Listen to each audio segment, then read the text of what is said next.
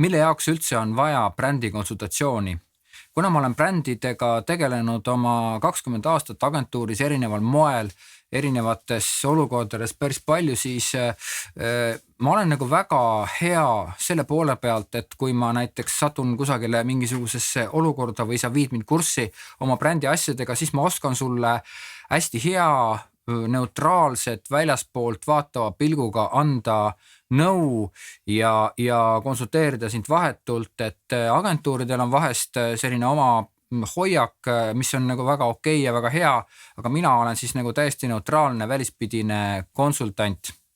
Nüüd kõige esimene asi, mille pärast võib üldse nagu brändikonsultatsiooni vaja minna, ma annan nagu sulle mõned sellised näited ette, et millistel puhkudel ja millega ma ka nagu olen tegelenud, kui ma olen andnud brändikonsultatsioone. Siis esimene tunnus, kus sul on vaja brändikonsultatsiooni, on see, kui sinu reklaamid nagu muutuvad kuidagi üheülbaseks, siis turundusosakond kuidagi töötab nagu ühtemoodi, samas tooted on nagu arenevas, muutuvas maailmas kogu aeg muutuvas ja tundub, et see reklaamimaailm ja ettevõtte bränd nagu kuidagi omavahel ei sobi kokku ja need reklaamid nagu räägivad ühte juttu, aga samas see ettevõtte ja ettevõtte bränd on võib-olla räägib nagu natuke teist juttu, et sellisel puhul ma kindlasti soovitan pöörduda minu poole ja kas või arutada seda asja, et vaatame, mis me saame teha. Muideks väga hea tulemuse annab võtmeisikutega väike paaritunnine strateegia koosolek ja seda ma olen juba proovinud, seda ma olen juba teinud ja sealt on tulnud nagu päris head tulemused. Teine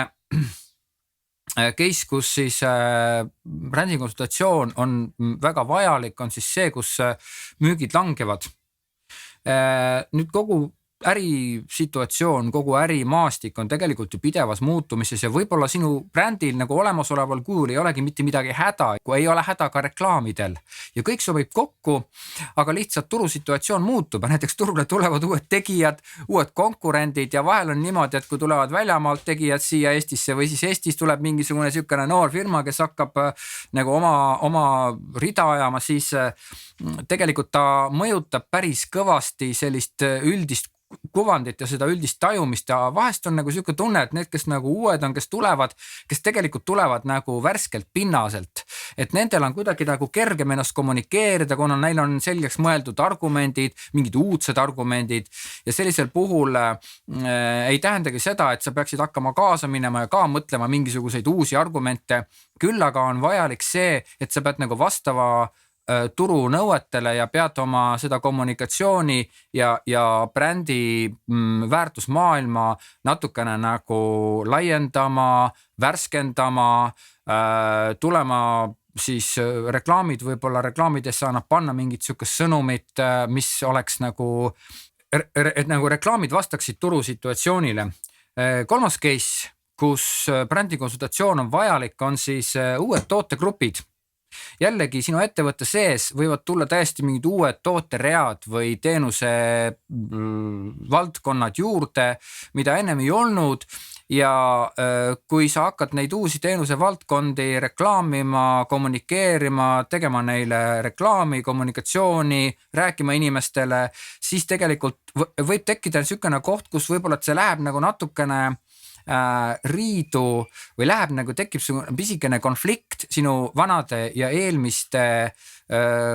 teenuste, vanade olemasolevate teenuste, olemasolevate klientide, olemasolevate reklaamidega, et tegelikult süksel puhul ma samamoodi soovitan nagu minuga konsulteerida, eriti kui sa tunnetad, et see uus valdkond, et see uus teenuste grupp või toodete grupp, mis juurde tuli,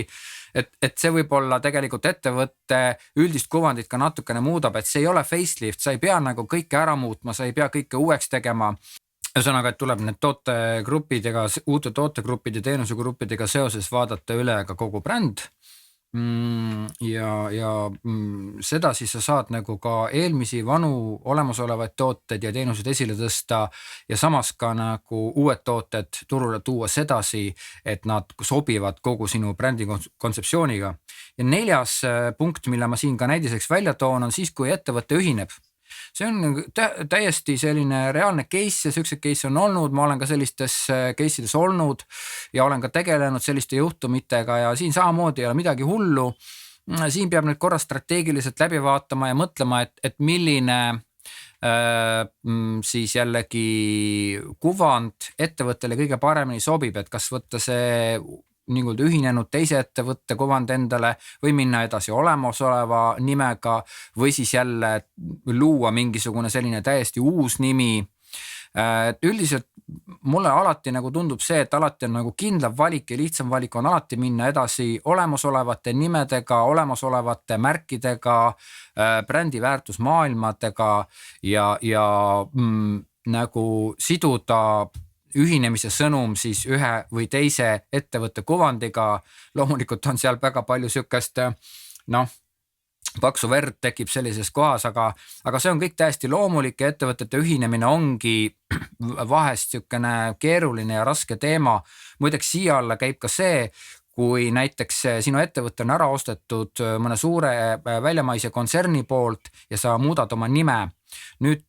pead sa võtma siis selle väljamaise ettevõtte nimed ja kuvandid, vahetavahel nõutakse ka väljamaise ettevõtte, omanikettevõtte brändingut ja brändiväärtusi, aga vahel ka mitte. Et sellisel puhul on samamoodi kasulik nagu konsulteerida minuga, lasta mul see olukord korra üle vaadata, teeme väikese koosoleku ja sedasi vahest nagu saavad asjad selgemaks või siis vähemalt ära kuulata see, et mis on minu ettepanekud. Nii, aga sellised 4 case'i näiteks, need olid näidiscase'id, et see brändi konsultatsioon ei olegi midagi sükest lihtsalt nagu mingi auto esisilla vahetamine, vaid see ongi